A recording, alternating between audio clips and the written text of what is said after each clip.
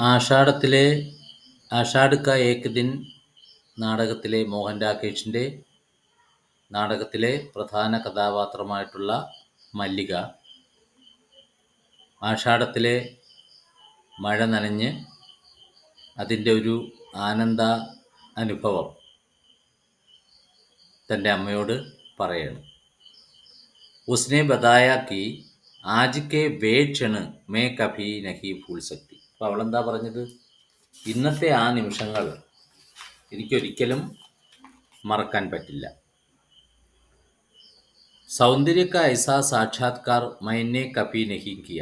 സൗന്ദര്യത്തിൻ്റെ ഇത്തരത്തിലുള്ള സാക്ഷാത്കാരം, ഇത്ര നേരിട്ട് സൗന്ദര്യത്തെ ആസ്വദിക്കാൻ എനിക്ക് ഇതിനു മുമ്പ് ഒരിക്കലും കഴിഞ്ഞിട്ടില്ല. മുझे आज मालूम हुआ कि प्रकृति सौंदर्य की भावना को प्रकृति सौंदर्य ही ഭാവന കോ കവിത കാ രൂപ് ദേത്താ ഹെ. ഇന്നാണ് എനിക്ക് മനസ്സിലായത്, പ്രകൃതി സൗന്ദര്യം തന്നെയാണ് ഒരു കവിയുടെ ഭാവനയെ, ഒരു കവിയുടെ ഭാവനകളെ കവിതയുടെ രൂപം കൊടുക്കുന്നു. ഭാവന, പ്രകൃതി സൗന്ദര്യം കൊണ്ട് കവിയുടെ മനസ്സിൽ ഭാവന രൂപപ്പെടുന്നു. ആ ഭാവന കവിതയായിട്ട് പരിണമിക്കുന്നു എന്ന് ഇന്നാണ് എനിക്ക് മനസ്സിലായത്. അംബികാനെ മൗൻ ഹോക്കർ പുത്രി കി ബാത്തേ സുനി. അംബികയാകട്ടെ, അപ്പം ഇങ്ങനെ നനഞ്ഞു വന്നതും ഒന്നും ഇഷ്ടമല്ല. യഥാർത്ഥത്തിൽ ഈ നനയുന്ന സമയത്ത് അവിടെ കാളിദാസനും ഉണ്ടായിരുന്നു കേട്ടോ. അപ്പോൾ കാളിദാസനും ഇവളും തമ്മിൽ ഇഷ്ടത്തിലാണ്. അംബിക മൗനത്തോടു കൂടി പുത്രി പറയുന്നതൊക്കെ കേട്ടുകൊണ്ടിരിക്കുകയാണ്. യഹ് മൗൻ മല്ലികാക്കോ അച്ഛാ നഹി ലഗ.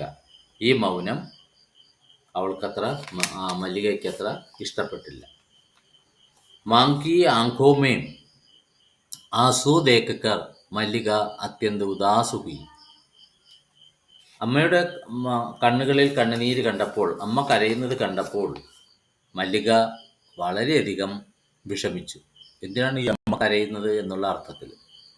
ഉസി സമയ ദൂർ കുച്ച് കോലാഹൽ और घोड़ों की टापों का शब्द सुनाई दिया. ഈ സമയത്ത് ദൂരത്തായിട്ട് കുറച്ച് ദൂരത്തായിട്ട് ബഹളങ്ങളും അതുപോലെ കുതിരക്കുളമ്പടി ശബ്ദവും കേൾക്കപ്പെട്ടു. കുതിരകൾ ഇങ്ങനെ ഓടുന്ന ശബ്ദമൊക്കെ കേട്ടു. അംബിക ഉദ്യുഗ്ന ഹോക്കർ ചരോക്കെ പാസ് ഗയി. അംബിക എന്ത് ചെയ്തു? വളരെ ഉത്കണ്ഠയോടുകൂടി ജനലിൻ്റെ അടുക്കലേക്ക് പോയി. ജിജ്ഞാസ K Saath മല്ലികാനെ ചരോക്കേസെ Bahar Ki or ദേക്ക. ജിജ്ഞാസയോടുകൂടി മല്ലികയും എന്ത് ചെയ്തു? നേരെ ആ ജനലിലൂടെ പുറത്തേക്ക് നോക്കി. കഭി വർഷാമേ ഏ ആകൃതിയാം. ഇവിടെ അംബികാനെ ബത്തായ. അപ്പം അംബിക പറയാണ്, ഗാവ് മേം രാജ്യക്കെ കർമ്മചാരി ആയേ ഹേ. നമ്മുടെ ഗ്രാമത്തിലേക്ക് രാജ്യത്തിലെ ചില അധികാരികൾ, ഉദ്യോഗസ്ഥർ വന്നിരിക്കുകയാണ്. കഭി വർഷാമേ ഏ ആകൃതിയാം യഹാൻ ദിഖായി ദേത്തി ഹേ. പലപ്പോഴും മഴക്കാലത്ത് ഇത്തരത്തിലുള്ള ആളുകൾ, ആകൃതി എന്ന് പറഞ്ഞാൽ രൂപങ്ങൾ എന്ന് പറഞ്ഞാൽ മനുഷ്യരുടെ രൂപം തന്നെ, മനുഷ്യർ എന്നുള്ള അർത്ഥത്തിലെടുത്താൽ മതി, ഇവിടെ കാണപ്പെടാറുണ്ട്. അവർ ജബ് ഭി ദിഖായി ദേത്തി ഹേ. എപ്പോഴാണോ ഇത്തരത്തിലുള്ള രാജകീയ പുരുഷന്മാരെ, രാജകീയ വ്യക്തികളെ കാണുന്നത്, കോയിന കോയി അനിഷ്ട ഹോത്ത ഹേ. എന്തെങ്കിലും അനിഷ്ടം സംഭവിക്കുക തന്നെ ചെയ്യും. അപ്രിയമായിട്ടുള്ള കാര്യങ്ങൾ ഈ നാട്ടിൽ സംഭവിക്കും. കഭി യുദ്ധക്ക് സൂചന ഹോത്തി ഹേ. ചിലപ്പോൾ ഇവർ വന്നു കഴിഞ്ഞാൽ അത് യുദ്ധത്തിൻ്റെ സൂചനയായിരിക്കാം. തോ കഭി മഹാമാരിക്ക്, അല്ലെങ്കിൽ ഈ മഹാമാരി ഇല്ലേ, ഭയങ്കരമായിട്ടുള്ള പകർച്ചവ്യാധികളൊക്കെ ഉണ്ടാകും എന്നാണ്.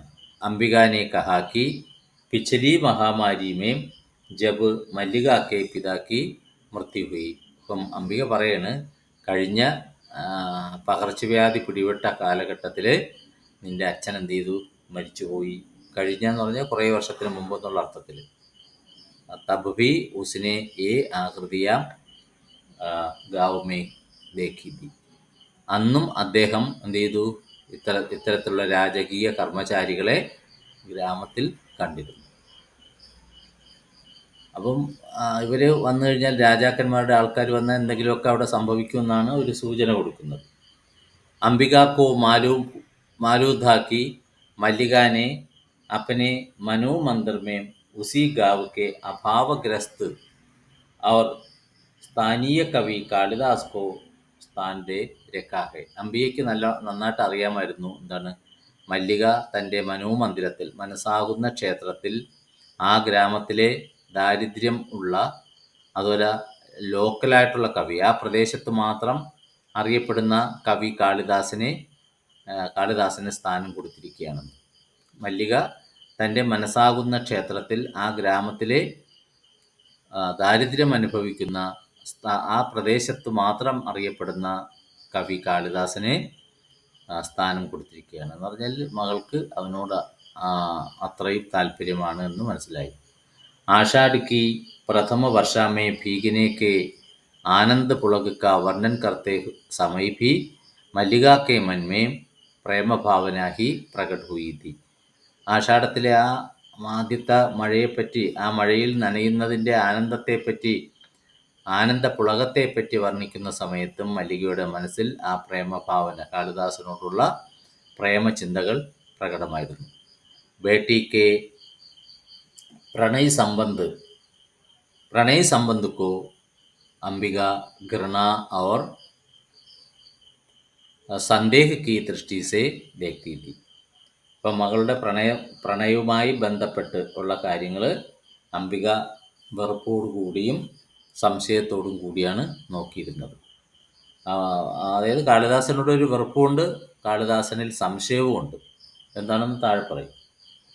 ഉസ്നെ ബേട്ടി സെ കഹാ കി അഗ്നിമിത്ര സന്ദേശ് ലായ ഹെ.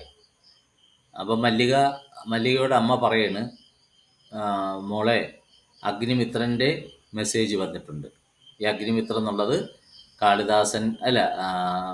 മല്ലികയെ മറ്റൊരു ഗ്രാമത്തിലുള്ള ആളുമായിട്ട് കല്യാണം ഉറപ്പിക്കുക, അല്ലെങ്കിൽ കല്യാണം നിശ്ചയിക്കാൻ വേണ്ടി മീഡിയേറ്ററായിട്ട്, ഒരു ദലാളായിട്ട് പോയ ആളാണ് അഗ്നിമിത്രൻ. അപ്പം അഗ്നിമിത്രൻ ഒരു മെസ്സേജും കൊണ്ട് വന്നിരിക്കുകയാണ്. कहता है कि वे लोग मल्लिका के संबंध के लिए तैयार नहीं है. അഗ്നിമിത്രനോട് അവർ പറഞ്ഞിരിക്കുന്നു, ആ ചെറുക്കൻ്റെ കൂട്ടർ പറഞ്ഞിരിക്കുകയാണ്, മല്ലികയുമായിട്ടുള്ള ബന്ധത്തിന് അവർ തയ്യാറല്ല എന്ന്. ക്യോങ്കി ഉസ്കെ സംബന്ധമേ അപവാദ് ഹെ. കാരണം എന്താണ്, മല്ലികയെ പറ്റി പല അപവാദങ്ങളും നാട്ടിൻ പുറത്ത് കേൾക്കുന്നുണ്ട് എന്ന് അവർ പറഞ്ഞിട്ട് അവർക്ക് ഈ കല്യാണം വേണ്ടാന്ന് വെച്ചിരിക്കുകയാണ്. യഹ് സുൻകർ മല്ലികാനെ കഹ. ഇത് കേട്ടപ്പോൾ മല്ലിക പറയാണ്, മല്ലികാക്ക ജീവൻ അപ്പനി സമ്പത്തി ഹെ. ഈ മല്ലികയുടെ ജീവിതം, എൻ്റെ സ്വത്താണ്, എൻ്റെ സമ്പത്താണ്. വഹ് നഷ്ട് കർണ ചാഹത്തി ഹെ തോ. ആ സ്വത്തിനെ, ആ സമ്പത്തിനെ ഞാൻ നശിപ്പിക്കാൻ ആഗ്രഹിക്കുന്നു എങ്കിൽ കിസി കോ ഉസ് പർ ആലോചന കർണേ കാ അധികാർ നഹി ഹെ. ആർക്കും അതിനെ വിമർശിക്കാനുള്ള അവകാശം ഇല്ല. എൻ്റെ കാര്യം എനിക്കറിയാം, എന്നെ ആരും വിമർശിക്കേണ്ട എന്നാണ് ആ പറഞ്ഞതിൻ്റെ അർത്ഥം. ഉസ്നെ യഹ് കഹാക്കി. അവൾ ഇതും കൂടി അമ്മയോട് പറഞ്ഞു കൊടുത്തു. മേരെ ലിയേ കാളിദാസ് കാ സംബന്ധ് സബ് സംബന്ധോംസെ ബഡാ ഹെ. എന്നെ സംബന്ധിച്ചിടത്തോളം കാളിദാസനുമായിട്ടുള്ള ബന്ധമാണ് എല്ലാ ബന്ധങ്ങളെക്കാളും വലുത്. മേ വാസ്തവമേ അപ്പനി ഭാവന സേ പ്രേം കർത്താഹു. യഥാർത്ഥത്തിൽ ഞാൻ എൻ്റെ ഭാവനയെ പ്രേമിക്കുന്നു. ജോ പവിത്ര കോമൾ ഔർ അനശ്വർ ഹെ. അത് പവിത്രമാണ്, കോമളമാണ്, അനശ്വരമാണ്. അദ്ദേഹത്തെ ഞാൻ ഇഷ്ടപ്പെടുന്നു എന്നുള്ള അർത്ഥത്തിലാണ് പറയുന്നത്. ഞാൻ കാളിദാസനെ അത്യധികം ഇഷ്ടപ്പെടുന്നു. കാരണം കാളിദാസനോടുള്ള പ്രണയം എങ്ങനെയാണ്, പവിത്രമാണ്, കോമളമാണ്, അനശ്വരമാണ്. മൈനെ ഭാവനാമേം ഏക ഭാവന കാ വരം കിയാ ഹെ. ഞാൻ ഭാവനയിൽ മറ്റൊരു ഭാവനയെ വരിച്ചു കഴിഞ്ഞിരിക്കുന്നു.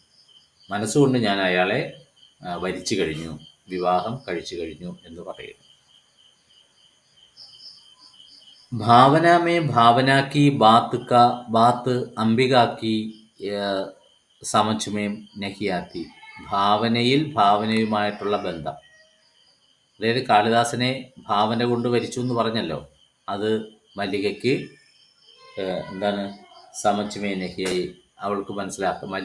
അംബികയ്ക്ക് അത് മനസ്സിലായില്ല, എന്താണ് അവൾ പറയുന്നത് എന്നുള്ളത്.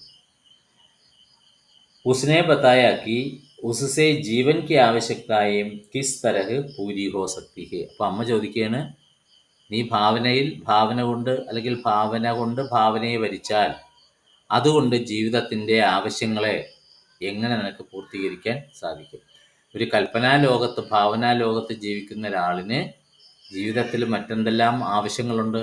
ആവശ്യങ്ങളെ പൂർത്തീകരിക്കാൻ എങ്ങനെ സാധിക്കും? ഇത്തനാ കർ അംബിക ദൂസരേ കമരേ മേ ചലി ഗയി. ഇത്രയും പറഞ്ഞിട്ട് അംബിക മറ്റൊരു മുറിയിലേക്ക് കടന്നുപോയി. Todi there may Kalidas Ek Haran ശാവക് co ബാഹോ may ലിയേ ആയ. കുറച്ച് സമയം അങ്ങോട്ട് കഴിഞ്ഞതും, അമ്മ ഉള്ളിലേക്ക് പോയതും കാളിദാസൻ എന്ത് ചെയ്തു? ഒരു മാൻകിടാവിനെ തൻ്റെ കയ്യിലെടുത്തുകൊണ്ട് അങ്ങോട്ട് വന്നു.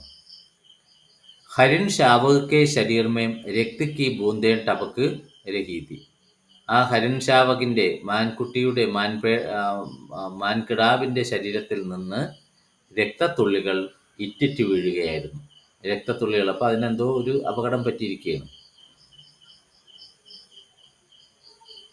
ഘായൽ ഹരണശാവക് കോ ദേഖ് കർ. മുറിവേറ്റ മാൻകിടാവിനെ കണ്ടപ്പോൾ മല്ലിക കാ കോമൾ മൻ ദ്രവിത് ഹോഠ.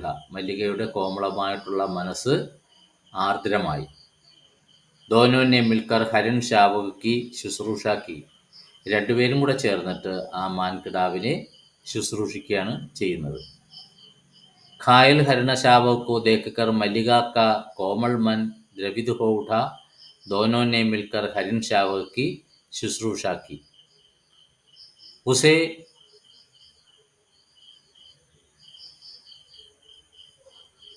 दूध भी पिलाया. दूध, പാല്, അതിന് പാലും കൊടുത്തു. ഇത്തനെ മേം രാജകർമ്മചാരി ദന്തുൽ ദർവാസെ പറായ. ഈ സമയത്ത് ഒരു രാജകീയ അധികാരി, രാജാവിൻ്റെ ഒരാളായിട്ട് ആ നാട്ടിൽ വന്ന ദന്തുൾ വീട്ടിൻ്റെ പടിവാതിലിൽ എത്തുന്നു. ഉസ്നെ ബതായ കി യഹ് ഹരിൺ ശാവക് മേരാ ഹെ. അയാൾ പറഞ്ഞു, ഈ മാൻകിടാവ് എൻ്റേതാണ്. ക്യോങ്കി മേരേ ബാണുസെ ആഹത്ത് ഹുവാ ഹെ. കാരണം എൻ്റെ അസ്ത്രം കൊണ്ടാണ് ഇതിന് മുറിവ് പറ്റിയിരിക്കുന്നത്. ഇസ്ലിയെ യഹ് മേരി സമ്പത്തി ഹെ. അതുകൊണ്ട് ഇതെൻ്റെ സ്വത്താണ്, എൻ്റെ സമ്പത്താണിത്. കാളിദാസിനെ സ്പഷ്ട കഹ്ദിയ. അപ്പോൾ ഇത് കേട്ട് കാളിദാസൻ വെട്ടിത്തുറന്ന് പറയണം, എന്താണ്? ഹരിൺ ശാവക് ഈസ് പാർവത്യ ഭൂമിക്ക് സമ്പത്തി ഹേ. അപ്പോൾ രാജകീയ പുരുഷനാണെന്നൊന്നും നോക്കിയില്ല, ഉള്ള കാര്യം വെട്ടിത്തുറന്ന് പറയണം. മാൻകിടാവ് ഈ പർവ്വത ഭൂമിയുടെ സമ്പത്താണ്. കാരണം ഇവർ പർവ്വതത്തിൻ്റെ താഴ്വരയിലുള്ള ഗ്രാമത്തിലാണ് താമസിക്കുന്നത്. അപ്പോൾ ഈ പർവ്വത പ്രദേശത്തെ ഒരു സമ്പത്താണ് ഈ മാൻകിടാവ്. കാളിദാസിനെ ഉസെ അപ്പനെ ബാഹുമേ ലേലിയ. കാളിദാസ് അതിനെ തൻ്റെ കയ്യിൽ തന്നെ എടുത്തു.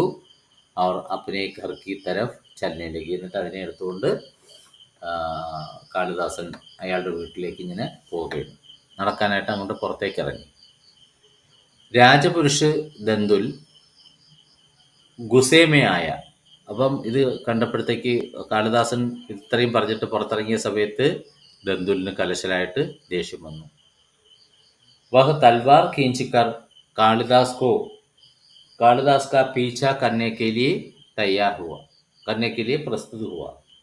അപ്പോൾ അയാൾ എന്ത് ചെയ്തു? തൻ്റെ വാളെടുത്തിട്ട് വാളും ഇങ്ങനെ ഊരിപ്പിടിച്ചുകൊണ്ട് കാളിദാസൻ്റെ പിന്നാലെ പോകാനായിട്ട് തയ്യാറായി. തബുസെ രോക്കർ മല്ലികാനെ കഹ. അപ്പോഴാ സമയത്ത്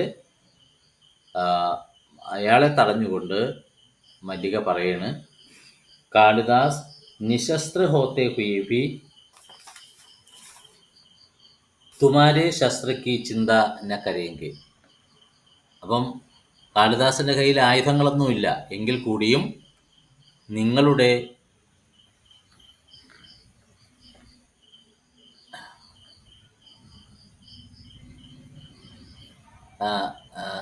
കയ്യിലിരിക്കുന്ന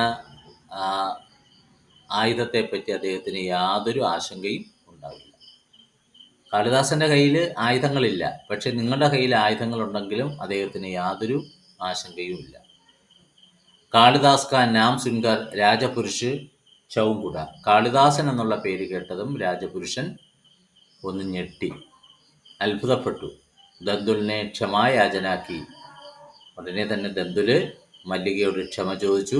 അവർ കഹാക്കി സമ്രാട്ടിനെ സ്വയം ഋതുസൻഹാർ പഠ അവർ ഉസ്കി പ്രശംസ കി ഹെ. അപ്പോൾ വന്ന കാര്യം പറയാണ്. ചക്രവർത്തി തന്നെത്താൻ തന്നെ എന്ത് ചെയ്തു, ഋതുസംഹാരം സ്വയം വായിച്ചു മനസ്സിലാക്കി. എന്നിട്ട് അതിനെ എന്ത് ചെയ്തു, പ്രശംസിച്ചു. इसलिए इसलिए आज उज्जैनी का राज्य ऋतुसंहार के लेखक का सम्मान करना और उन्हें രാജകവി का ആസൻ देना चाहता है. അതുകൊണ്ട് ഉജ്ജയിനി രാജ്യം ഇന്ന് ഋതുസംഹാരത്തിൻ്റെ ലേഖകനെ ആദരിക്കാനും, ഋതുസംഹാരം എഴുതിയിരിക്കുന്ന ആരാണ്? കാളിദാസൻ. അപ്പോൾ കാളിദാസനെ ആദരിക്കാനും അതുപോലെ അദ്ദേഹത്തെ രാജകവിയാക്കാനും ആഗ്രഹിച്ചിരിക്കുകയാണ്. ആചാര്യ വരരുചി ഇസി ഉദ്ദേശിച്ച് ഉജ്ജയിനി സെ അഹം ആയേ ഹെ. ആചാര്യ വരരുചി കൊട്ടാരത്തിലെ ആചാര്യനാണ് ആര്? രാജഗുരുവാണ് ആര്? വരരുചി. അദ്ദേഹം ഈ ഒരു ഉദ്ദേശത്തിൽ ഉജ്ജയിനിയിൽ നിന്നും ഇങ്ങോട്ട് വന്നിരിക്കുകയാണ്. കാരണം എന്താണ്? ഇദ്ദേഹത്തെ കൂട്ടിക്കൊണ്ടു പോകാൻ. രാജകീയ കവിയായിട്ട് കാളിദാസന് സ്ഥാനം കൊടുത്തു. അപ്പം വെറുതെ അങ്ങോട്ട് പോകാൻ പറ്റില്ലല്ലോ. അപ്പോൾ പ്രധാനപ്പെട്ട ആൾക്കാർ അദ്ദേഹത്തെ ആനയിച്ച് കൊണ്ടുപോകണം. അതിനുവേണ്ടിയാണ്. ഏക സുൻകർ മല്ലിക സ്തംഭിതസി ഖടീരഹി. ഇത് കേട്ടതും മല്ലിക സ്തംഭിച്ചങ്ങ് നിൽക്കുകയാണ്. ദന്തുൽ ബാർ ബാർ ഫിർ ഏക് ബാർ മല്ലിക സേ ക്ഷമായാചന കർക്കെ ചലാ ഗയ. ദന്തുൽ വീണ്ടും ഒരു പ്രാവശ്യം കൂടി മല്ലികയോട് ക്ഷമ യാചിച്ചുകൊണ്ട് അവിടെ നിന്ന് പോവുകയും ചെയ്തു.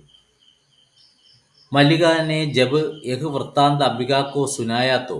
അപ്പം മല്ലിക വളരെ സന്തോഷത്തോടു കൂടി ഈ വൃത്താന്തം, ഈ വാർത്ത അംബികയെ അറിയിച്ചു. തോ മാങ്കേ ചേഹരെ പർ ഉദാസീനത കാ ഭാവ് ദേക്കർ ഉസെ ആശ്ചര്യ ഹുവ. അപ്പോൾ സന്തോഷത്തോടു കൂടിയാണ് മകൾ അമ്മയോട് ഈ കാര്യം പറഞ്ഞത്. പക്ഷേ അമ്മയുടെ മുഖത്താണെങ്കിലോ വിഷമത്തിൻ്റെ ഭാവം കണ്ടപ്പോൾ, അത് കേട്ടിട്ട് ആ അമ്മയ്ക്ക് ഒരു ഉഷാറുമില്ല. അത് കണ്ടപ്പോൾ മല്ലികയ്ക്ക് ആശ്ചര്യമുണ്ടായി. അപ്പോൾ അമ്മയും സന്തോഷിക്കും. രാജകവിയായിട്ട് കാളിദാസൻ മാറും. അപ്പോൾ രാജകവിയുടെ പത്നിയായിട്ട് തൻ്റെ മകൾ മാറും എന്നൊക്കെ ഓർത്ത് അമ്മ സന്തോഷിക്കേണ്ടതല്ലേ. പക്ഷെ ഇവിടെ സന്തോഷത്തിന് പകരം ആ അമ്മയുടെ മുഖത്ത് വിഷമഭാവമാണ് കണ്ടത്. അത് കണ്ടപ്പോൾ അമ്മയ്ക്ക് ആശ്ചര്യം തോന്നി. ഉസേ ഔർ വിസ്മയമേം ഡാൽത്തി ഹുയി അംബിക കഹനെ ലഗി. മകളെ ഒന്നുകൂടി വിസ്മയത്തിൽ ആഴ്ത്തിക്കൊണ്ട് അംബിക പറയാണ്, കി കാളിദാസ് ആത്മസീമിത് ഹേ. മോളെ, ആ കാളിദാസിനെ നമുക്ക് വിശ്വസിക്കാൻ പറ്റില്ല. അവൻ സെൽഫ് സഫിഷ്യൻ്റ് അല്ല. സെൽഫ് എന്ന് പറയുമ്പോൾ സ്വയം തൻ്റെ ആത്മാവിലേക്ക് ചുരുങ്ങിയവനാണ് എന്ന് പറഞ്ഞാൽ അവൻ്റെ കാര്യം മാത്രമേ ഉള്ളൂ. അവൻ സ്വാർത്ഥനാണ്. संसार में अपने सिवा उसे और കിസി സെ മോഹിനഹി. ഈ ലോകത്ത് അവനല്ലാതെ മറ്റൊന്നിനോട് യാതൊരു താല്പര്യവും ഇല്ല.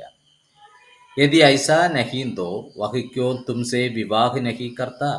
അവന് യഥാർത്ഥത്തിൽ നിന്നോട് പ്രേമമുണ്ടായിരുന്നു എങ്കിൽ അവൻ നിന്നെ എന്തുകൊണ്ട് വിവാഹം കഴിക്കുന്നില്ല? ഇങ്ങനെ നിന്നെയും കൊണ്ട് ഗ്രാമത്തിൽ നടക്കുകയാണോ വേണ്ടത്? അപവാദത്തിന് വേണ്ടി നിന്നെ എന്തുകൊണ്ട് കല്യാണം കഴിക്കുന്നില്ല? അപ്പോൾ മല്ലികാനെ ഉത്തർ ദിയ. അപ്പോൾ മല്ലിക എന്താ മറുപടി പറഞ്ഞത്? കവി മാതുൽ കെ ഗർമേം കാളിദാസ് കി ദശ ശോചനീഹേ. അപ്പോൾ മാതുലിൻ്റെ വീട്ടിലാണ് ഇപ്പോൾ ആര് താമസിക്കുന്നത്? കാളിദാസൻ. ആ കാളിദാസൻ്റെ അവസ്ഥ, അമ്മാവൻ്റെ വീട്ടിൽ താമസിക്കുന്ന കാളിദാസൻ്റെ അവസ്ഥ വളരെ ശോചനീയമാണ്. അഭാവഗ്രസ്ത ജീവൻ മേം വിവാഹ കി കൽപ്പന കൈസേ കി ജാ സക്തി ഹേ. ദാരിദ്ര്യാവസ്ഥയിൽ ഇപ്പോൾ അദ്ദേഹത്തിൻ്റെ ജീവിതം ദാരിദ്ര്യം കൊണ്ട് നിറഞ്ഞിരിക്കുന്ന ജീവിതമാണ്. അവിടെ വിവാഹത്തെ പറ്റി എങ്ങനെ സങ്കല്പിക്കാനായിട്ട് സാധിക്കും? വിവാഹത്തിന് ഒരുപാട് പൈസ കയ്യിൽ ആവശ്യമില്ലേ? അദ്ദേഹത്തിന് ഇപ്പോഴത് സാധിക്കുന്നില്ല. ഇസ് പ്രകാർ മാ ഓർ ബേട്ടി കെ ബീച്ച് മേം ബാത്തേ ഹോ രഹി ഥി. ഈ സമയത്ത് അമ്മയും മകളും തമ്മിൽ സംസാരിക്കുകയാണ് ഇതിനെപ്പറ്റി. ഇത്തനമേ മാതുൽ ആകയ. ഈ സമയത്ത് മാതുൽ അങ്ങോട്ട് വന്നു, അമ്മാവൻ അങ്ങോട്ട് വന്നു. മാതുൽ ചിന്താമയം പടുകയാത്ത. മാതുൽ ആകെ ഒരു ആശങ്കയിലായിരുന്നു.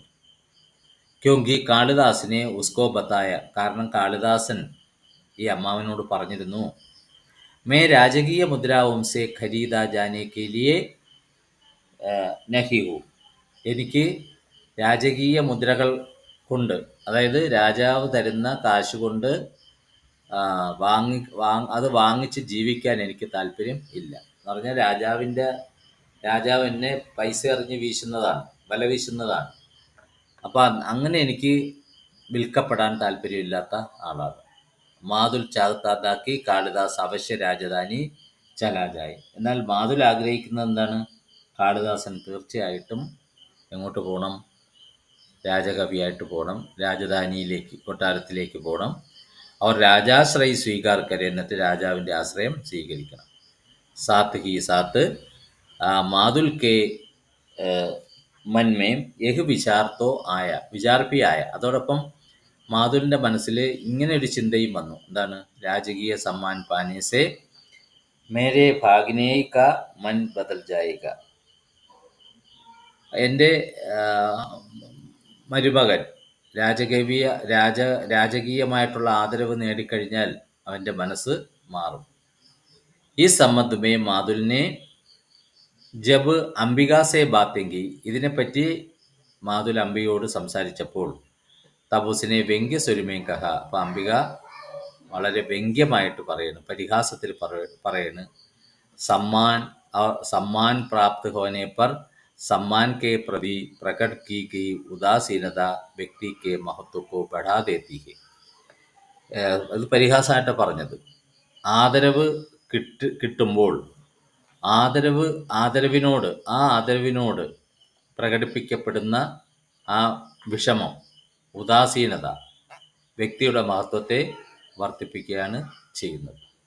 അപ്പോൾ കാളിദാസനെ ആദരിക്കാനായിട്ട് തുടങ്ങിയാൽ അത് വേണ്ടാന്ന് പറഞ്ഞാൽ ആ കാളിദാസൻ്റെ മഹത്വം ഒന്നുകൂടി വർദ്ധിക്കില്ലേ എന്ന് കളിയാക്കിയിട്ട് പറയും. മാതുൽ കെ മൻമേം ഇസ് ബാത്ത് കാ ഭി ഡർ था कि अगर एक साधारण कवि ने सम्राट का सम्मान स्वीकार नहीं किया तो सम्राट क्रुद्ध भी हो सकते हैं. അപ്പം മാതുലിൻ്റെ മനസ്സിൽ ഇങ്ങനെ ഒരു ഭയം ഉണ്ടായിരുന്നു. എന്താണ്? ഒരു സാധാരണ ലോക്കലായിട്ടുള്ള ഒരു കവി ചക്രവർത്തി കൊടുക്കുന്ന വലിയ ഒരു ആദരവ് സ്വീകരിച്ചില്ല എങ്കിൽ, രാജകവി എന്നൊക്കെ പറയുന്നത് ഉന്നതമായിട്ടുള്ളൊരു പദവിയല്ലേ, ആ പദവി കാളിദാസൻ സ്വീകരിച്ചില്ലെങ്കിൽ സമ്രാട്ട് പൃഥ്വി ഹോ സക്തി, തീർച്ചയായിട്ടും ചക്രവർത്തി ക്രുദ്ധനാവുക തന്നെ, ദേഷ്യപ്പെടുക തന്നെ ചെയ്യും. അപ്പോൾ നമുക്കിത് ഇവിടെ കൊണ്ടിപ്പോൾ തൽക്കാലം നിർത്താം കേട്ടോ. അതിൻ്റെ ബാക്കി അടുത്ത ക്ലാസ്സിൽ നോക്കാം.